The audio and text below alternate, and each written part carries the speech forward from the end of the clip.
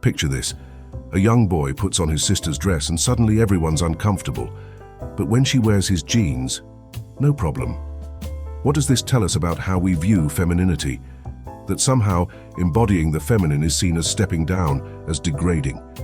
Yet deep down there's a curiosity, isn't there? A secret wonder about what it truly means to experience life through a feminine lens.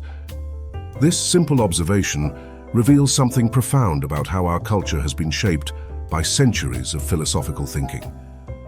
We live in a world where masculine traits are seen as universal human ideals, while feminine qualities are treated as specialized, secondary, or even problematic. But this wasn't always obvious, and it certainly wasn't inevitable. For centuries, philosophy has been wrestling with this question, not openly, but through avoidance, reduction, and fear. The greatest minds in history have approached the feminine not as something to understand, but as something to contain, explain away, or simply ignore. But why? What makes the feminine so threatening to intellectual discourse? The answer lies in how Western thought constructed itself from the ground up. Philosophy didn't just exclude women, it built its entire foundation on their absence, creating what we might call an architectural flaw that still shapes how we think today. When Plato envisioned his perfect realm of ideas, he deliberately stripped away the messy, unpredictable world of bodies and emotions. The feminine became associated with everything philosophy sought to transcend: the physical, the emotional, the irrational. But here's what's fascinating. This wasn't presented as a choice or a preference. It was presented as the only path to truth. Plato's cave allegory, one of the most influential metaphors in Western thought, depicts the journey from illusion to reality as a movement away from the shadows of physical existence toward the pure light of abstract ideas. The body, with all its needs and desires, was seen as a prison. The emotions, with their unpredictable surges and depths, were obstacles to clear thinking. This wasn't accidental. It was systematic, deliberate, and incredibly effective. Philosophers created a hierarchy where distance equaled authority, where detachment meant wisdom, and where anything too close to lived experience was dismissed as unreliable. The more removed a thinker appeared from human emotion and bodily experience, the more credible he sounded. Think about how this plays out in modern academic settings. The professor who speaks in measured, emotionally neutral tones is taken more seriously than the one who shows passion or personal investment. The research that maintains clinical distance from its subjects is considered more objective than work that acknowledges the researcher's own perspective and involvement. These aren't natural laws. They're learned behaviors that trace back to these ancient philosophical assumptions. The establishment of this hierarchy wasn't just about ideas, it was about power. By defining rationality in such a narrow way, early philosophers created a system where only certain types of people could claim intellectual authority. Those who were comfortable with abstraction, who could suppress or ignore emotional responses, who had the luxury of stepping back from immediate physical concerns, these people became the arbiters of truth. But here's the crucial point. This wasn't actually about being more rational or objective.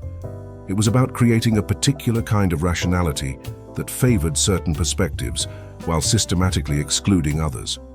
Women, who were typically more involved in the immediate physical work of maintaining life, caring for children, managing households, dealing with the concrete realities of survival, were automatically disqualified from this game. But here's what's fascinating.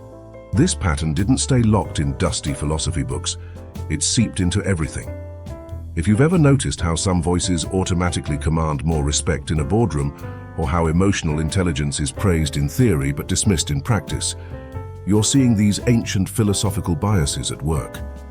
Hit that like button if you've experienced this dynamic yourself, because I guarantee you have, whether you realized it or not. This exclusion became so normalized that it stopped being seen as exclusion at all. It just became the way things are. What looked like objective truth was actually just the repetition of a very particular perspective, one that had systematically silenced half of human experience. And the more this perspective was repeated, the more natural and inevitable it seemed. The brilliance of this system was its invisibility. It didn't announce itself as the masculine way of thinking. It simply called itself thinking. It didn't present itself as one approach among many. It claimed to be the only legitimate approach. Anyone who questioned this framework could be dismissed as emotional, irrational, or simply incapable of serious thought. Consider how this affects us today. When we talk about getting emotional in a discussion, we usually mean it as a criticism, as if emotion automatically invalidates whatever point is being made. When we praise someone for being logical, we often mean they've successfully suppressed or ignored their emotional responses. We've inherited a worldview that treats these as opposites, when in reality they're complementary ways of understanding the world. Take Schopenhauer, for instance. He didn't dance around his views or hide behind metaphors. To him, women were simply defective versions of men, biologically inferior, driven by instinct rather than reason, built for submission rather than thought. He stated this with such casual certainty that it's almost shocking. There was no philosophical curiosity about feminine experience, no attempt to understand, just a verdict delivered with the confidence of absolute truth. What's particularly revealing about Schopenhauer's approach is how he presented these views not as opinions or theories, but as observable facts. He wrote as if the inferiority of women was as obvious as the law of gravity, something that required no further investigation or justification. This rhetorical strategy was incredibly powerful because it made his prejudices seem like simple observations of reality. In his essay on women, Schopenhauer argued that women are fundamentally childlike, incapable of abstract thought, and exist primarily for the continuation of the species. He claimed they lack the capacity for genuine friendship, artistic creation, or philosophical insight. But perhaps most tellingly, he argued that women's greatest talent is deception, the ability to manipulate men through emotional manipulation and sexual allure. This wasn't just misogyny, it was a sophisticated philosophical system designed to justify exclusion.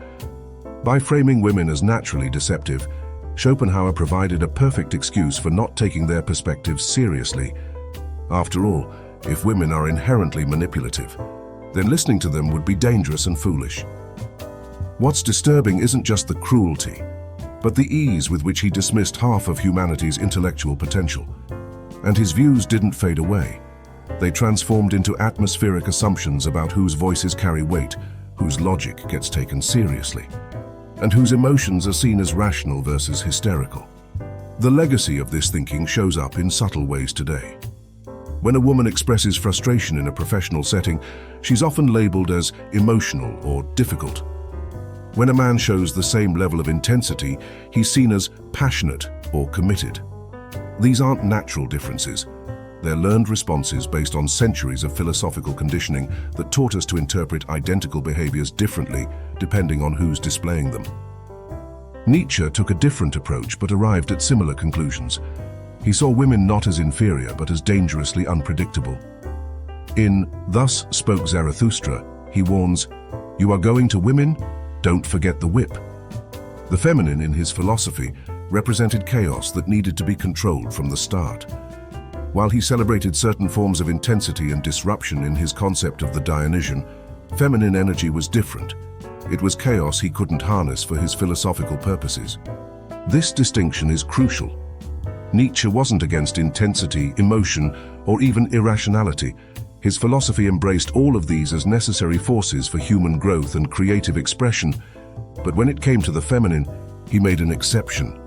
The chaos he welcomed in art, music, and personal transformation became threatening when it was associated with women. Why this double standard? Because Nietzsche's philosophy was fundamentally about control, the control of the overman over his own nature and circumstances. The feminine represented a form of chaos that couldn't be mastered or incorporated into his system of self-overcoming. It was external, unpredictable, and therefore dangerous to his project of self-creation. This reveals something crucial. The feminine wasn't feared because it was weak, but because it was uncontrollable. It represented a form of knowledge and experience that couldn't be channeled through the rational systems these philosophers had built.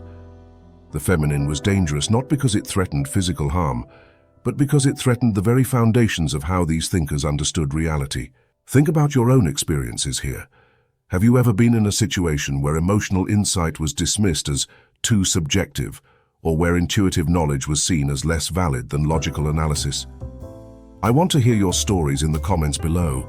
When have you seen this dynamic play out in your own life? because understanding these patterns is the first step toward changing them. Then came Freud, who thought he could solve the mystery by turning women into a clinical puzzle. He called the feminine mind a dark continent, unmapped, unpredictable, requiring interpretation by male experts. But instead of listening to women's actual experiences, he created theories based on what he assumed they lacked. Freud's approach was different from his predecessors because he didn't simply dismiss the feminine. He claimed to study it scientifically.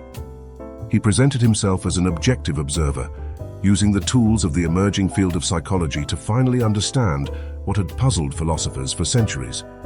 But his scientific approach was deeply flawed from the start. The problem wasn't just that Freud was wrong about women, though he certainly was. The problem was that he approached feminine experience as a puzzle to be solved by an outside expert rather than as a form of knowledge to be learned from directly. He studied women the way an anthropologist might study a foreign culture, except he never bothered to learn the language or respect the customs. In Freud's framework, anatomy became destiny. The famous penis envy theory suggested that women's entire psychological development was shaped by their sense of lacking something that men possessed. This wasn't just about biology, it was about fundamental psychological structure. According to Freud, women were literally incomplete beings, forever trying to compensate for their biological deficiency. But here's what's really insidious about this theory. It made women's dissatisfaction with their social position seem like a personal psychological problem, rather than a response to real injustice. If a woman felt frustrated with her limited opportunities, Freud could explain this as penis envy, her unconscious desire to be something she could never become. The problem wasn't society's treatment of women. It was women's failure to accept their natural limitations. This clinical approach created lasting damage that extends far beyond psychology.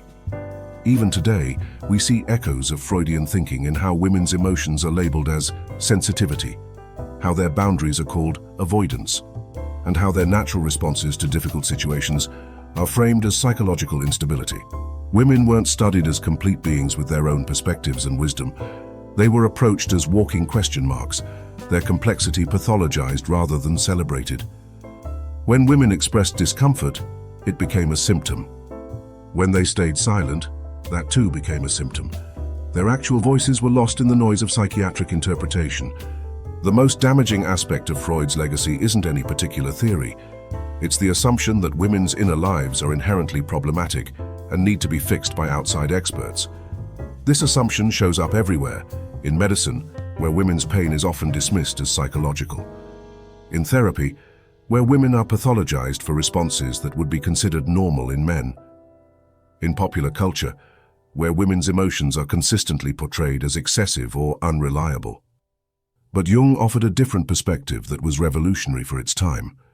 He recognized that the feminine existed not just as an external force, but as an internal presence within everyone, what he called the Anima.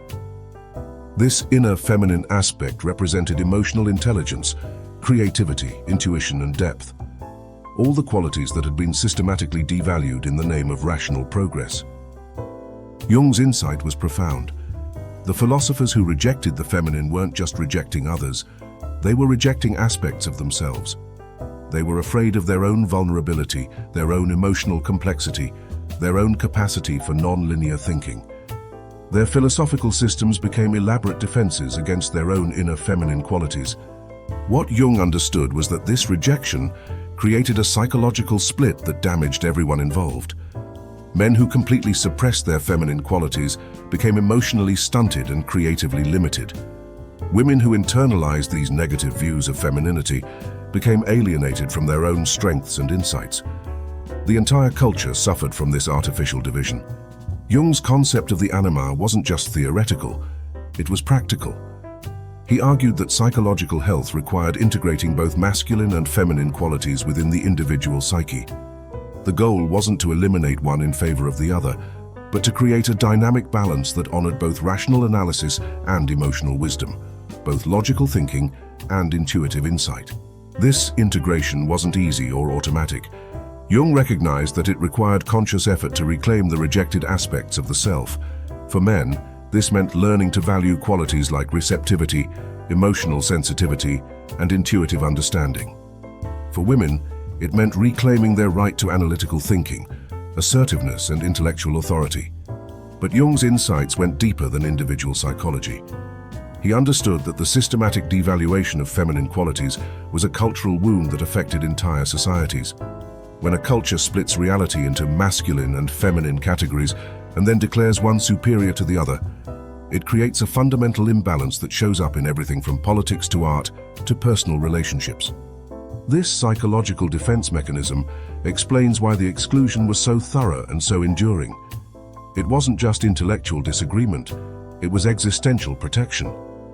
These thinkers drew hard lines between what they allowed themselves to express and what had to be hidden behind layers of theory and abstraction. The fear wasn't really about women. It was about the aspects of human experience that women were seen to represent. Vulnerability, emotional depth, non-linear thinking, intuitive knowledge, the wisdom of the body. These were the real threats to the philosophical systems that prized control, certainty, and rational mastery above all else. But here's where it gets really interesting, and I want you to think about this deeply. What parts of your own thinking have been shaped by these ancient biases? Are there aspects of your own intuition or emotional wisdom that you've learned to distrust? Drop a comment and let me know what insights you're having about your own relationship with different forms of knowledge, because this isn't just history. It's happening in your mind right now. For centuries, women appeared in philosophical texts only as symbols, metaphors, or case studies, never as thinkers in their own right. They represented nature, temptation, chaos, or weakness, but rarely got to define themselves on their own terms. This wasn't accidental oversight. It was structural exclusion. The power to name reality, to decide what counted as knowledge, was reserved for a single perspective. This symbolic approach was particularly insidious because it seemed to honor the feminine while actually erasing it. When philosophers spoke of the feminine as representing nature, beauty, or mystery, they weren't celebrating women's actual experiences or insights. They were creating abstract categories that had nothing to do with real women's lives. Think about how this symbolic thinking still operates today. When we talk about feminine energy or masculine energy as if these are natural categories, we're often repeating the same pattern, turning real human diversity into abstract symbols that can be manipulated to serve whatever point we're trying to make. The problem with symbolic thinking isn't that symbols are inherently bad. It's that they can become substitutes for actual engagement with real people and their experiences. When women become symbols of nature or chaos or mystery, they stop being individuals with their own thoughts, feelings, and perspectives. They become useful props in someone else's intellectual drama. But this began to change when thinkers like Simone de Beauvoir, Luce Irigaray, and Hélène Cixous refused to be translated into existing frameworks. They didn't ask for inclusion, they demanded transformation. De Beauvoir showed how woman had been constructed philosophically as the other, defined only in relation to man. Irigaray revealed how language itself carried gendered assumptions. Cixous demonstrated how repressed voices return to disrupt systems that try to silence them. These women brought something new to philosophy, not just different content, but a different way of thinking altogether. They questioned not just the conclusions that male philosophers had reached, but the methods they used to reach them. They challenged not just the exclusion of women from philosophical discourse, but the very definition of what counted as philosophical discourse. If you're finding this exploration of hidden philosophical biases as mind-blowing as I am, make sure you don't miss our deep dives into psychology and philosophy. Hit that subscribe button and ring the notification bell so you'll be the first to know when we drop new episodes that challenge everything you thought you knew about the human mind. Drop a comment below about which philosopher's approach shocked you the most. De Beauvoir's The Second Sex wasn't just a book about women. It was a fundamental challenge to how philosophy understood human nature itself. She showed that what had been presented as universal human experience was actually just male experience presented as if it were universal. The human condition that existentialists wrote about was actually the male condition. Women's experiences didn't even register as fully human. Irigaray took this critique even deeper, showing how the very structure of language and thought was gendered. The way we form concepts, the way we use metaphors, the way we structure arguments, all of these supposedly neutral tools of thinking were shaped by masculine assumptions about what mattered and how reality should be understood.